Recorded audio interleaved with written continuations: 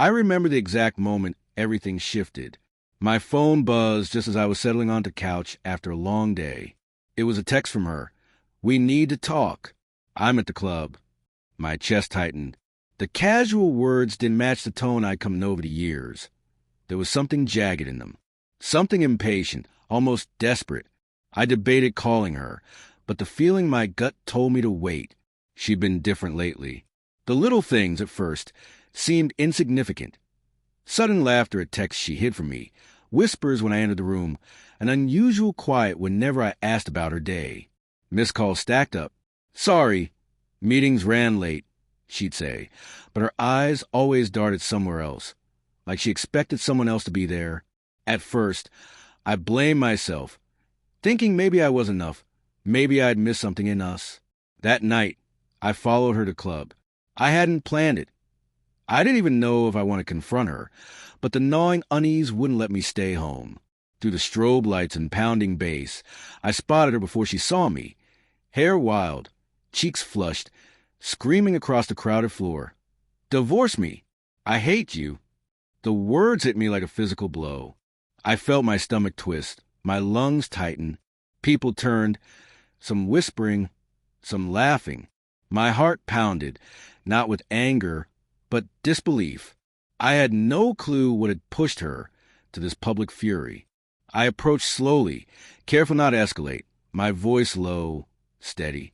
"Okay," I said. "That's it. Just a single, calm word." She froze.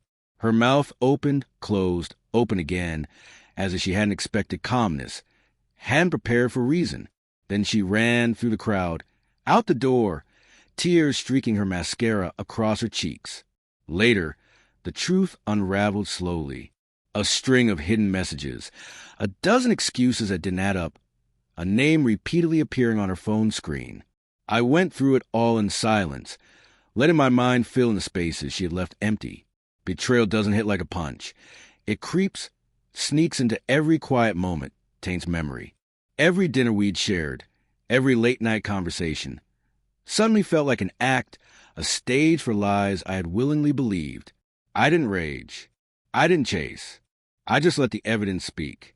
Her guilt became louder than any confrontation I could muster. And in that silence, I realized something vital. I didn't need to yell to assert my own dignity.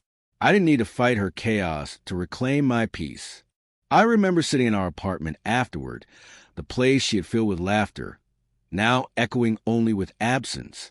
The air smelled faintly of perfume she wore for someone else. I traced the lines of our photographs, fingers hovering over moments that no longer belonged to us, and allowed myself to feel every sting, every betrayal, every heartbreak. Days later, she tried to explain. Tears, apologies, justifications spilling over one another.